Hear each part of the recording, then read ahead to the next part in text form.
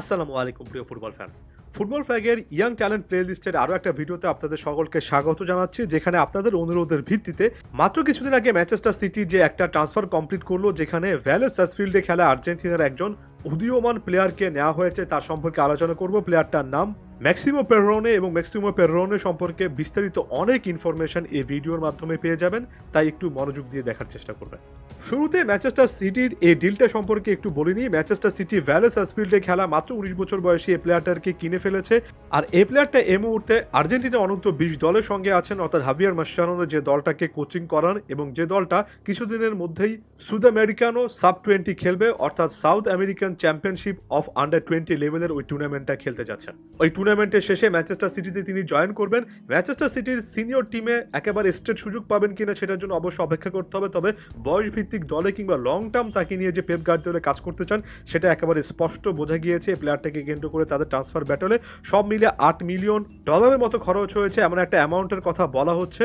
অর্থাৎ Manchester city খুবই early স্টেজে কিন্তু প্লেয়ারটাকে পিক করলো, এমন সময় পিক করলো যে সময় প্লেয়ারটা যে ক্লাব ফুটবল অনেক বেশি বিজি ছিলেন সেটা বলার সুযোগ নেই। অর্থাৎ সিটি তার ট্যালেন্টটাকে সর্বোচ্চ পরিমাণ গুরুত্ব দিচ্ছে।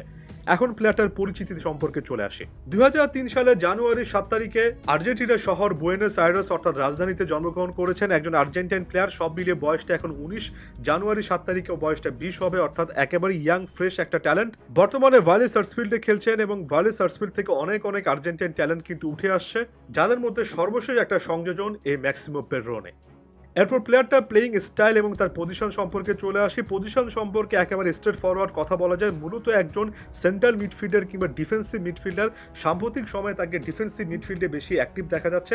4-3-3 ফরমেশনের কথা যদি চিন্তা করেন, সেখানে যে একজন খুবই গুরুত্বপূর্ণ সেন্ট্রাল ডিফেন্সিভ মিডফিল্ডার থাকা লাগে, সেখানে পেররোনেকে চিন্তা করতে পারেন, অর্থাৎ মূলত ডিফেন্সিভ মিডফিল্ডার হিসেবেই তিনি সারা বিশ্বের নজর কেড়েছেন, সেখানে একের পর এক স্টেলার পারফরমেন্স দিয়ে। এরপর প্লেইং স্টাইল সম্পর্কে যদি একটু বলতে চাই, শুরুতে বলেছি একজন ডিফেন্সিভ মিডফিল্ডার, তাই ডিফেন্সিভ মিডফিল্ডে একজন ডিফেন্সিভ মিডফিল্ডারে যা করতে হয় সবকিছুই তাকে করতে হয়। তবে আলাদা করে প্লেইং স্টাইল সম্পর্কে বলতে গেলে তাকে অনেকেই কিন্তু একজন অর্কেস্ট্রেটর বলেন, অর্থাৎ এমন একজন মিডফিল্ডার যিনি কিনা নিচ থেকে গেমের টেম্পোটা কন্ট্রোল করতে পারেন, একজন ডিপ লাইং প্লেমেকার বলা চলে। একেবারে প্রথাগত 4-3-3 ফরমেশনে যিনি কিনা ডিপ লাইং প্লেমেকিং করেন, অর্থাৎ ওই জায়গা থেকে একের পর এক বলের যোগান দেন, আক্রমণের সূচনা করেন, ডিফেন্সটা সামলে পরবর্তীতে অ্যাটাকিং ফেজটা তার মাধ্যমে শুরু হয়, এবং তার স্টাইল অফ প্লেতে এটা কিন্তু একেবারে স্পষ্টত বোঝা যায়। স্বাভাবিকভাবে প্লেয়ারটার স্ট্রং জোন সম্পর্কে অনেক কিছু বলার সুযোগ আছে। ম্যানচেস্টার সিটিতে যেহেতু চলে এসেছেন, স্বাভাবিকভাবে প্লেয়ারটার স্ট্রেংথ নিয়ে অনেক পজিটিভ জিনিস খুঁজে পেয়েছি। আর্জেন্টাইন ফুটবলে খেলেন কিংবা আর্জেন্টিনার একজন ফুটবলার বলেই হয়তোবা পাসিংয়ে যথেষ্ট পরিমাণ দক্ষ, ভীষণ ভালো টেকনিক, ভালো ball control, team work, football IQ, versatility, creativity, faster সবকিছুকে ভালো বলতে হবে। আলাদা করে যদি বলি তাহলে 1 ভার্সেস 1 সিচুয়েশনে তার ড্রিবলিং স্কিল এবং ক্লোজ বল কন্ট্রোলের কথা বলবো, অর্থাৎ প্রতিপক্ষ প্লেয়ার চার্জ করে তার দিকে ছুটে আসছেন এমন সিচুয়েশনে তিনি খুবই ন্যারো স্পেসের মধ্যে বলটা কন্ট্রোল করতে পারেন, আর ওই সময় তার টেকনিক্যাল অ্যাবিলিটি যে অনেক বেশি করে ভালো সেটাও কিন্তু বোঝা যায়। ওই যে অর্কেস্ট্রেটর বললাম, অর্থাৎ এমন একজন মিডফিল্ডার যিনি কিনা অনেক ডিপ থেকে প্লে মেকিং করতে পারেন, তার সঙ্গে তার ক্রিয়েটিভিটি এবং তার পাসিং রেঞ্জ যুক্ত হয়ে সত্যিকার অর্থাৎ ওই জায়গা থেকে তাকে একটা প্রায় কমপ্লিট প্যাকেজ বানিয়ে ফেলে। ভিডিও ক্লিপ দেখলে বুঝতে পারবেন যে তার ফার্স্ট টাচের কথা বলছি না, প্রথম মুভমেন্টটা অনেক বেশি করে ভাইটাল, যে মুভমেন্টের মাধ্যমে তিনি প্রতিপক্ষ একাধিক প্লেয়ারকে ছিটকে ফেলতে পারেন এবং সেখান থেকে সামনে ফরওয়ার্ড মুভমেন্ট করতে পারেন এবং ফাইনাল থার্ডে পাস জেনারেট করতে পারেন। অ্যাওয়ারনেস এবং কিলার পাসিং বা ফাইনাল থার্ডে নিজেদের গোল স্কোরারকে খুঁজে পাওয়ার অ্যাবিলিটির কথাও বলতে হবে।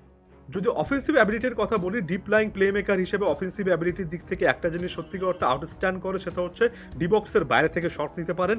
ডিবক্সের বাইরে বল রিবাউন্ড হয়ে আসলে খুব ভালো প্লেসমেন্টের মাধ্যমে একাধিক গোল করেছেন, যেটার ক্লিপ দেখলে বুঝতে পারবেন এ ধরনের অ্যাবিলিটিও তার মধ্যে আছে। এরপর উইক জোনের কথা বলবো। উইক জোন সম্পর্কে শুরুতেই বলছি, প্লেয়ারটা মাত্র 19-20 বছর বয়সে একজন ফুটবলার, স্বাভাবিকভাবে এখনও পুরোপুরি তৈরি নন, তাই বেশ কয়েকটা জায়গা আছে যেটাতে তার ইমপ্রুভমেন্ট আনতে হবে। যেমন অনেক বেশি রিসার্চ করে যে জিনিসটা পেয়েছি এবং প্রায় প্রতিটা জায়গায় কমন পেয়েছি, সেটা হচ্ছে অনেক অ্যাগ্রেসিভ ডিফেন্ডিং মাঝখানে করতে গিয়ে অনেক সময় কিন্তু হলুদ কার্ড দেখে বসেন, অর্থাৎ অনেক বেশি ফাউল কনসিড করে ফেলেন, যেটাতে অনেক ইমপ্রুভমেন্ট আসা দরকার। অনেক সময় আননেসেসারি রিস্ক নিয়ে ফেলেন, অর্থাৎ অনেক বেশি ফ্যান্সি কিছু করতে গিয়ে রিস্কি পাস দিয়ে ফেলেন। এ জায়গা থেকে আরো অনেক ইমপ্রুভমেন্ট আসতে হবে, অর্থাৎ ডিসিপ্লিন এবং ফাইনাল ডিসিশন মেকিং এ আরো অনেক ইমপ্রুভমেন্ট আসা দরকার। এরপর আজকের ফাইনাল চ্যাপ্টারে আমি যে জিনিসটা নিয়ে কথা বলবো সেটা হচ্ছে গিয়ে এই প্লেয়ারটা থেকে এক্সপেকটেশনটা কি আশা করছি। প্রথমত বলে দিই, একজন সেন্ট্রাল ডিফেন্সিভ মিডফিল্ডার অর্থাৎ ডিফেন্সিভ মিডফিল্ডার হিসেবে তিনি কিন্তু শেষ পর্যন্ত তার ক্লাব ফুটবলের কিংবা ভবিষ্যতে আর্জেন্টিনার যে কোনো দলে যাত্রা শুরু করবেন। এই জায়গা থেকে কিছুটা হলেও ভিন্নতা আশা করছি। সাধারণত আর্জেন্টিনাতে খেলা ডিফেন্সিভ মিডফিল্ডাররা অনেক বেশি করে তাদের পাসিং স্কিলের জন্য বিখ্যাত হন। আমি আশা করবো এই প্লেয়ারটা তার থেকে কিছুটা হলেও ভিন্ন হবে। শুধুমাত্র পাসিং ফুটবল কিংবা ডিফেন্সিভ গেম প্লে নয়, এর পাশাপাশি ডিবক্সের বাইরে থেকে শট নেওয়া, একেবারে পেছন থেকে প্লে মেকিং করতে পারা, ফিজিক্যালি আরও বেশি অ্যাক্টিভ হওয়া কিংবা নিজের পজিশন থেকে ড্রিবলিং বা ভালো একটা ফাস্ট টাচের মাধ্যমে প্রতিপক্ষ প্লেয়ারদেরকে ছিটকে ফেলে সেখান থেকে আক্রমণের সূচনা করা, অর্থাৎ অনেক নিচ থেকে প্লে মেকারের রোলটা প্লে করা, এমন ধরনের ভিন্ন কিছু এই প্লেয়ারটা থেকে আশা করছি। দেখা যাক ক্লাব ফুটবলে তিনি কিভাবে কোন ফেজের মধ্যে ইভ্যালুয়েটেড হন এবং শেষ পর্যন্ত নিজেকে বড় স্টেজে মেলে ধরতে পারেন কিনা। বড় স্টেজে মেলে ধরার জন্য সামনে সুযোগ পাবেন। গ্রেট কোচ পেপ গার্দিওলার অধীনে কাজ করতে পারবেন, একই সঙ্গে ম্যানচেস্টার সিটির মতো একটা ক্লাবের স্টেজটা পাবেন। দেখা যাক ভালো কিছু করতে পারেন কিনা। আর্জেন্টাইন প্লেয়ারদেরকে সহ সারা বিশ্বের ইয়াং ট্যালেন্টেড ফুটবলারদের সম্পর্কে আরও অনেক ভিডিও আসবে এই প্লেলিস্টে। আশা করছি বড় বড় মতো আমাদের সঙ্গেই থাকবেন।